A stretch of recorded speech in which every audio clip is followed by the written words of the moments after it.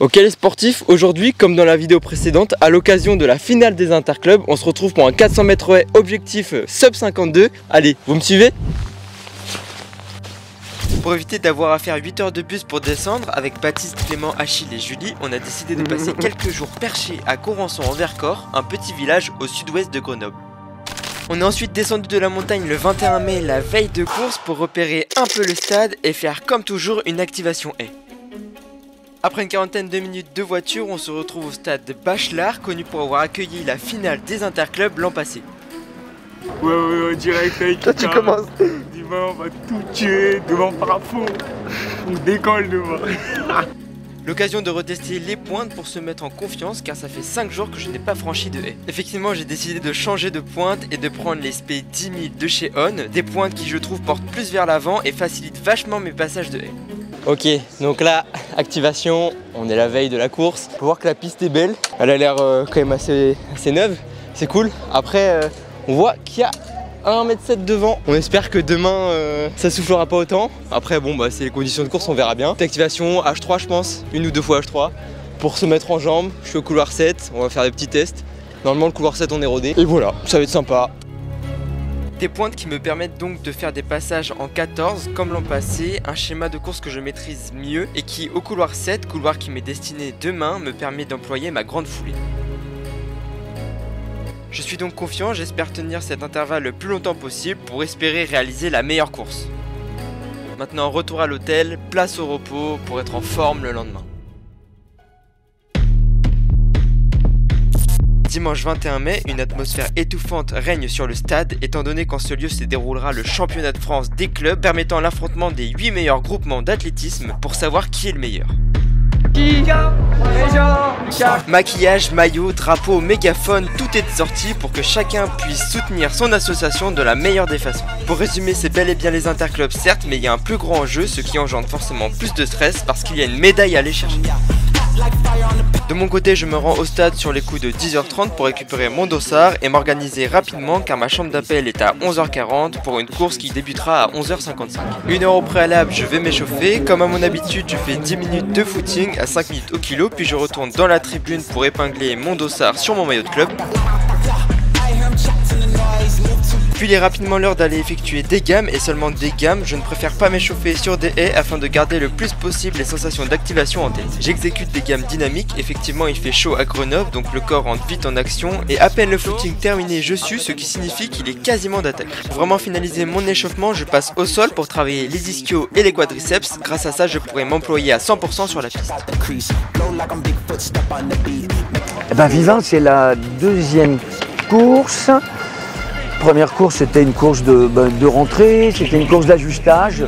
Aujourd'hui, il fait bon, il fait 20 degrés, pas de soleil, un temps super agréable pour courir.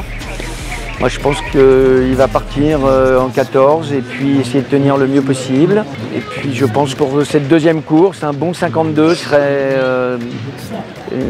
très bien pour un réglage pour la semaine prochaine, hors de game. Et c'est hors de game, et c'est vraiment hors de game où on va pouvoir voir tout le travail qu'on a fait depuis des mois.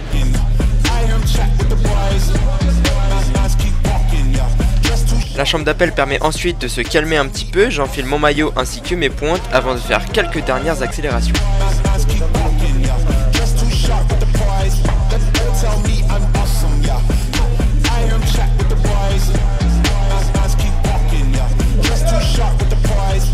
Une fois le cadrage féminin terminé, on peut régler nos starting blocks. Je suis au couloir 7, un couloir qui m'arrange beaucoup plus que le 1. J'effectue un test H2 qui se déroule sans accroc, mais en voulant esquiver la 3ème haie, je sais pas ce que je fais, mais je me tords la cheville droite qui avait une entorse quelques mois auparavant. Validé. Oh là là, là il s'est fait mal. Un manque de vigilance musculaire qui heureusement ne m'aura pas coûté très cher, mais qui sur le coup m'a fait plutôt mal et flipper, car courir sur les haies avec une cheville en vrac, c'est tout sauf possible. Bon, plus de peur que de mal, avec l'adrénaline, la douleur disparaît petit à petit et je me remets dans ma course. Et Lucas qui met en place cette start, ils vont partir dans maintenant quelques minutes. Le départ est prévu dans 1 minute, donc autant vous dire qu'ils sont dans pas longtemps sur les ordres du starter. Kentaro est prêt avec la Insta360 pour filmer Lucas.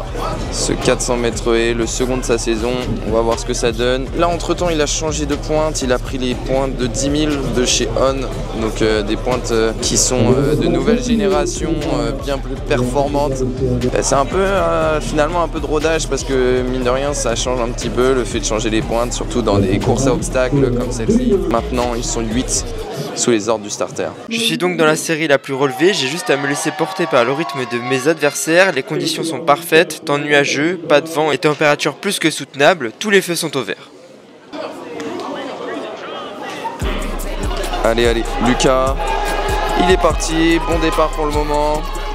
On verra les passages, bien énorme, ce passage était vraiment bien. Celui-là aussi. Donc là il est sur les bases de Fantin, on peut voir. Hein. Il a les mêmes bases, il fait tout pareil. Là un peu moins bien, on peut voir qu'il y a un petit à-coup. Mais ça va, toujours sur les bases de Fantin.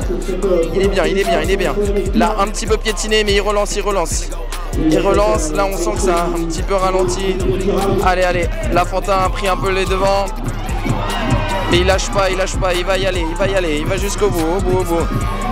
Allez, Lucas, pour la 7ème haie, allez, pour la 9ème, l'avant-dernière haie, allez, Fantin qui fait une grosse course,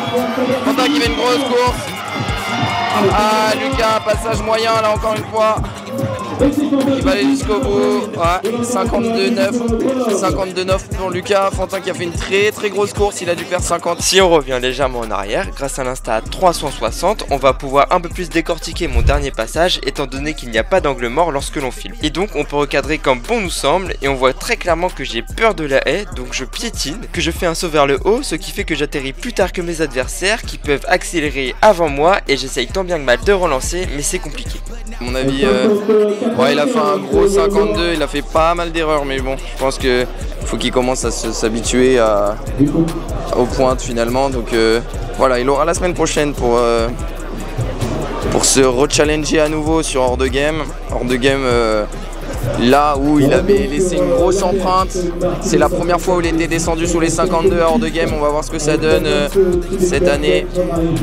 On va le voir et descendre.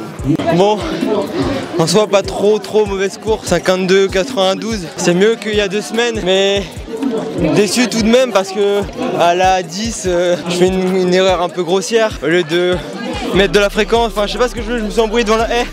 Du coup je perds énormément de temps sur le passage. Donc un peu déçu, et après c'est le début de saison, ça va revenir, faut refaire des courses pour avoir le rythme. Voilà, après ça reste quand même une très bonne perf pour les interclubs, je suis quand même un peu content. Je peux tenir une course régulière là aujourd'hui, mais j'avais pas assez d'intensité, je pense au début j'aurais dû envoyer plus. Sinon je faisais une 52, mais ça me fait chier, c'est pas grave. On verra ça hors de game. Allez, hors de game. Alors Lucas, il passe dans à peu près en 24-50 au 200 haies. Là, les haies sont techniquement, c'est pas trop mal. Le premier 200 est très bien.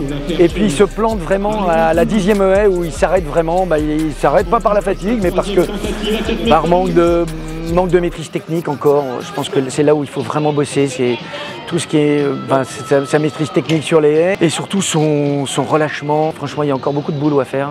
Mais ça commence à être mieux. Quelques heures plus tard, beaucoup de choses se sont passées, Baptiste et Clément ont déjà couru, tous les clubs sont dans leur dernière ligne droite. En tête Montreuil, suivi de l'EFCVO, puis tout se joue dans un mouchoir de poche. Juste avant les relais 4x400, on talonne le stade bordelais alors à la 3ème place, de très près, alors qu'il ne reste plus que 3 épreuves. Les 3 épreuves étant le relais 4x400 féminin, le masculin ainsi que la perche masculine, et tout va s'enchaîner très vite. Et grâce à l'Insta360, on est vraiment au cœur de l'action, elle permet vraiment de tout suivre sans perdre une miette d'image. Bordeaux, ils sont loin, c'est pas du pinochet. Il y a des gars forts, mec, en vrai, il y a moyen. On peut voir que les filles gagnent leur relais. Dans la foulée, un de nos perchistes, Léo, passe une barre et fait record personnel. Ensuite vient aux garçons de s'élancer sur leur relais auquel malheureusement je ne participerai pas. C'est frustrant, mais l'équipe la plus compétitive est alignée. Mais vous pouvez être sûr que j'étais à fond pour les encourager. Elles finiront 2e derrière Lille et c'est toujours des points en plus que Bordeaux qui sont marqués. Une fois les relais terminés, on s'empresse tous d'aller soutenir notre perchiste qui rate de peu son ultime tentative à 5,40 m. Puis après une longue journée, avec pas moins de 39 épreuves effectuées par chaque club, les résultats tombent. 64 480 points, le stade bordelais.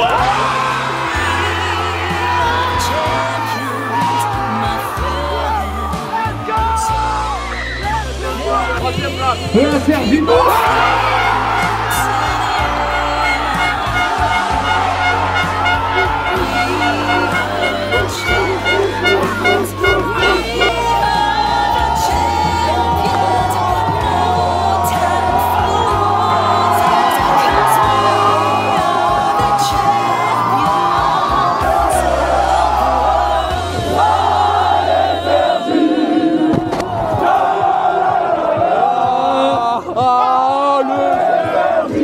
Voilà, on a réussi. Pour cette première année en Élite A, on a réussi à se hisser à la 3e marche du podium. Chacun a su tirer le meilleur de lui-même pour amener le club parmi les 3 meilleurs français. Bravo à tous.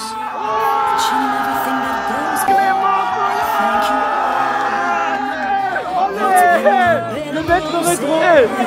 Attention, 400 mètres, 800 mètres, 400 mètres. C'est ainsi que se termine cette vidéo. Bon, j'ai pas eu le résultat escompté sur 4H, mais cette 3e place amortit bien ma déception. C'est que le début de saison, il reste du temps pour effectuer de meilleures perfs. Sur ce, je vous dis à bientôt.